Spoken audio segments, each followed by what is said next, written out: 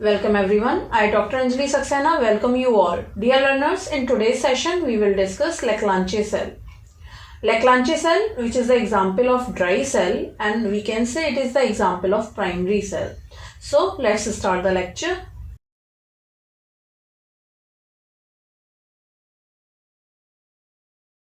Dear learner, in previous lecture, we have discussed what are cells. As we know, cells are the device which converts chemical energy into electrical energy or electrical energy into chemical energy. Depending on this, these cells are of two types. If chemical energy is converted into electrical energy, that device is known as electrochemical cell or galvanic cell. And in other type of cell, we convert electrical energy into chemical energy. They are known as electrolytic cell. If we connect cells in the series, we will get battery. So basically these cells are of three types: primary cells, secondary cells and reserve cells. In today's lecture we will discuss primary cell. In another lecture we will discuss secondary cell. So let's start the study of primary cell. Dear learner, primary cell, as we know, the cells in which the reactions are irreversible. That mean जो reaction होती हैं वो एक ही direction में होती हैं, ऐसी सेल को हम प्राइमरी सेल्स बोलते हैं. और जब प्राइमरी सेल्स को हम सीरीज में कनेक्ट कर देते हैं तो उसको हम प्राइमरी बैटरी बोलते हैं.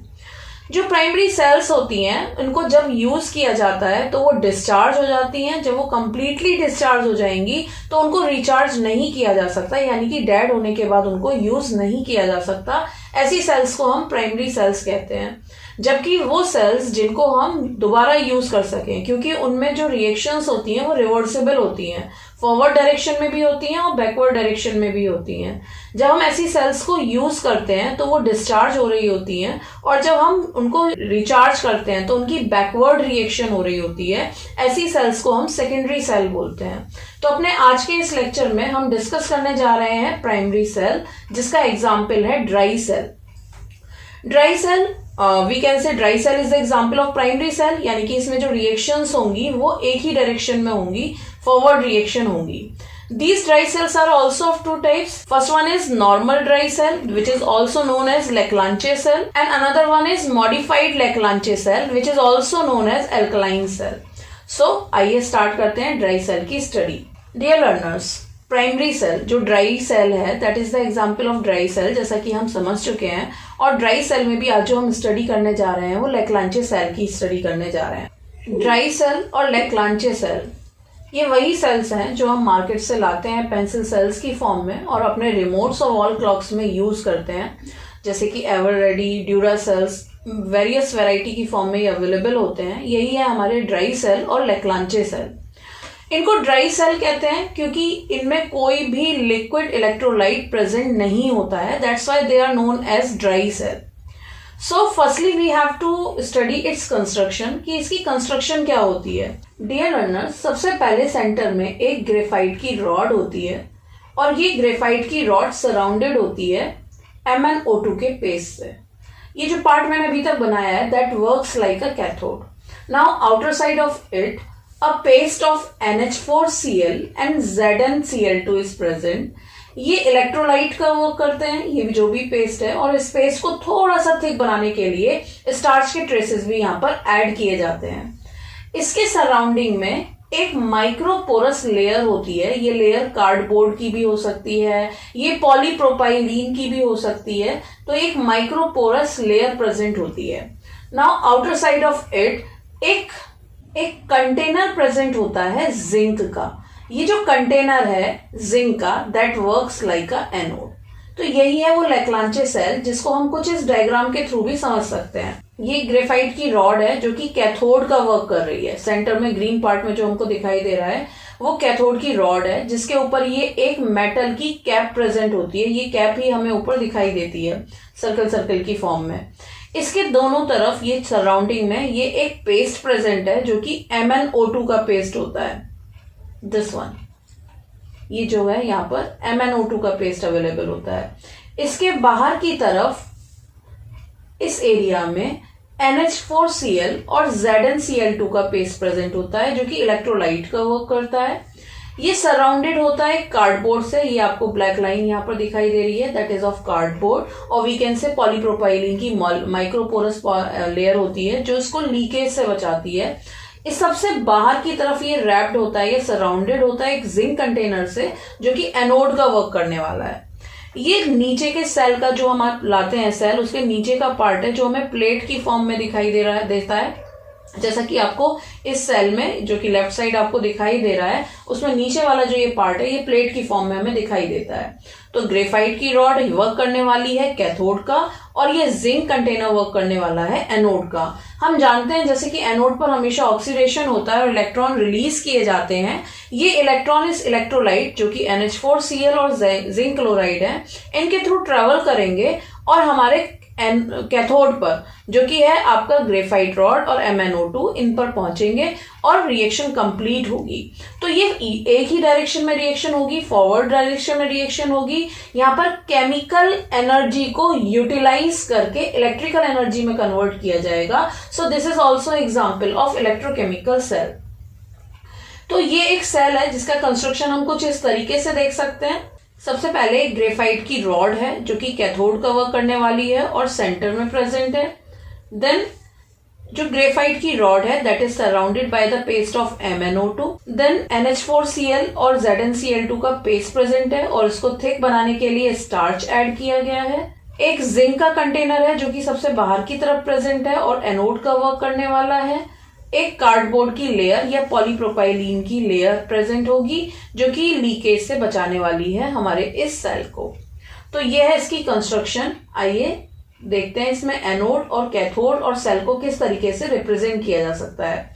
एनोड की अगर हम बात करें तो एनोड है हमारा जिंक, वहीं कैथोड की तरह जो वर्क करने वाला है वो है MnO2 प्लस कार्बन, यानी कि जो हमने ग्रेफाइट लिया हुआ है। इलेक्ट्रोलाइट की तरह जो वर्क करने वाला है वो है NH4Cl और zinc chloride.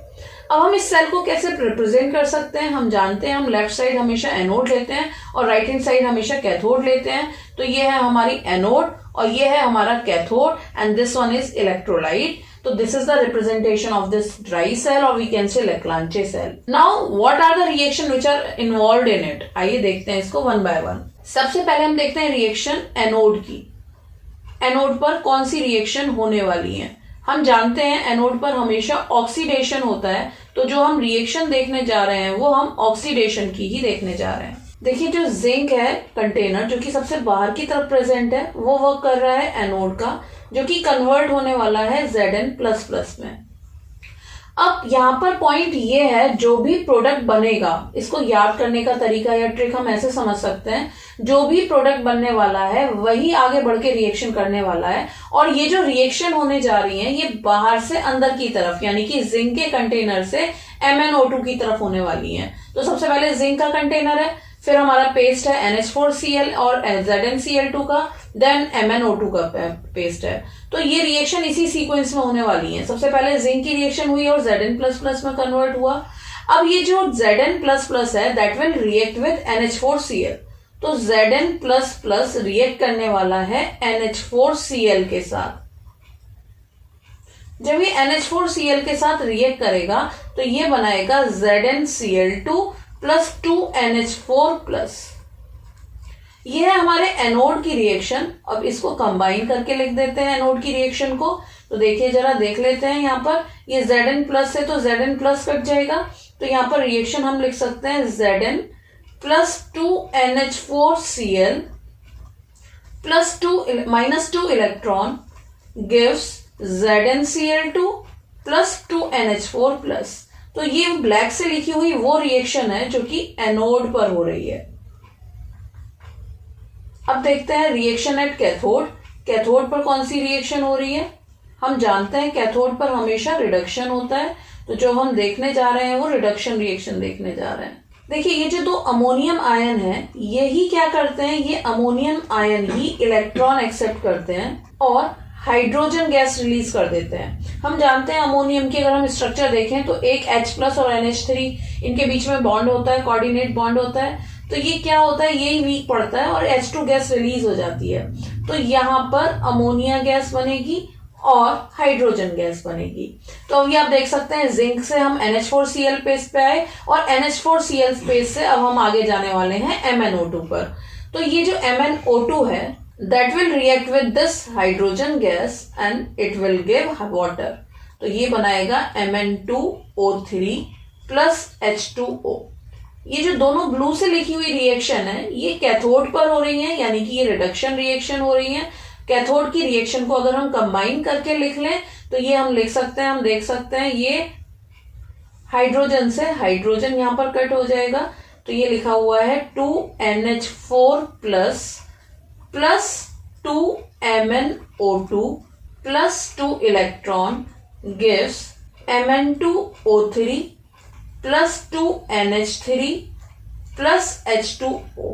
This is the reaction of cathode. तो हम एनोड और कैथोड की रिएक्शन को कंबाइन करके ओवरऑल रिएक्शन लिखना चाहते हैं लेक्लांचे सेल की। तो आइए लिखते हैं ओवरऑल रिएक्शन, देख लेते हैं। सबसे पहले हमने लिखा हुआ है इस रिएक्शन में और इस रिएक्शन में, देख रहे हैं हम कंबाइन करके लिख रहे हैं। तो सबसे पहले हमने लिखा है जिंक, देन हमने लिखा है NH4Cl और इस अमोनियम से ये अमोनियम कट होने वाला है। तो ये लिखा हुआ है हमने NH4Cl, इलेक्ट्रॉन से इलेक्ट्रॉन कट हो जाएंगे। अब हमने लिखा है MnO2 गिव्स, यहां पर लिख लेते हैं ZnCl2 plus 2NH3 plus H2O। यहां पर ये जो कंपाउंड बनता है ये आपस में कॉम्प्लेक्स बना देता है जो कि सॉलिड होता है। ZnNH3 का होल ट्वाइस Cl2, ये एक कॉम्प्लेक्स बना देता है। तो यहाँ पर ये जो रिएक्शन लिखी हुई है ये लेक्लांचे सेल में होने वाली ओवरऑल रिएक्शन है जिसमें ये एक कॉम्प्लेक्स बनता है। These are the reactions which are involve in Leclanche cell. तो जब हम इस तरीके के एक सेल को देखते हैं तो उसकी जो वोल्टेज निकल कर आती है वो 1.5 वोल्ट निकल कर आती है। ग्रेजुअली जब ये प्रोडक्ट फॉर्म होते हैं तो ये सेल वोल्टेज ड्रॉप होती है और 1.25 से लेकर 1.30 के बीच में रह जाती है। तो ये है लेक्लांचे सेल और इसकी वोल्टेज। आइए देखते हैं इसकी क्या एप्लीकेशंस हैं। ये जो लेक्लांचे सेल है, जैसा कि अभी तक आप समझ चुके होंगे, लेक्लांचे सेल यूज होती है हमारे जैसे कि ट्रांजिस्टर्स में, टेप रिकॉर्डर्स में, टॉयज में, पोर्टेबल इलेक्ट्रॉनिक गैजेट्स में। तो यही इसके एप्लीकेशंस हैं। आइए देखते हैं क्या एडवांटेजेस हैं इसके। देखिए ये जो सेल होती है ये सबसे पहली बात तो लो कॉस्ट होती है, इजीली अवेलेबल होती है, रिलायबल परफॉर्मेंस शो करती है और सेफ होती है। It is safe to use. वहीं इसके कुछ ड्रॉबैक्स हैं। वो क्या ड्रॉबैक्स हैं? लेक्लांचे सेल का सबसे बड़ा डिसएडवांटेज ये है कि जो इसका एसिडिक NH4Cl होता है that is responsible for the corrosion of zinc container even when not in use. जबकि ये यूज में नहीं है तब भी ये इसको कोरोजन के लिए रेस्पॉन्सिबल होता है, जिसकी वजह से जो इसकी शेल्फ लाइफ होती है वो बहुत कम होती है और हम कह सकते हैं इसका कोरोजन बहुत जल्दी हो जाता है, इसकी लाइफ बहुत कम होती है, यानी कि बहुत जल्दी एक्सपायर होती है। और इसका एक और ड्रॉबैक है, it does not give too much voltage.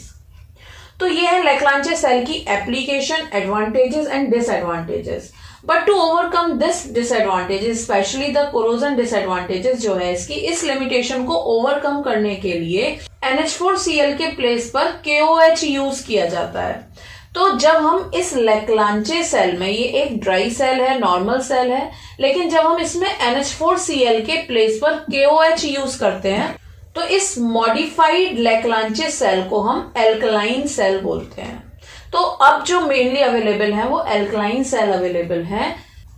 तो यही है लेक्लांचे सेल। आइए एक बार देख लेते हैं आज हमने क्या स्टडी करी है। आज हमने देखा कि प्राइमरी सेल को लेक्लांचे सेल क्यों कहते हैं और लेक्लांचे सेल नॉर्मल ड्राई सेल को बोलते हैं। एल्कलाइन सेल जो होती है मॉडिफाइड लेक्लांचे सेल होती हैं।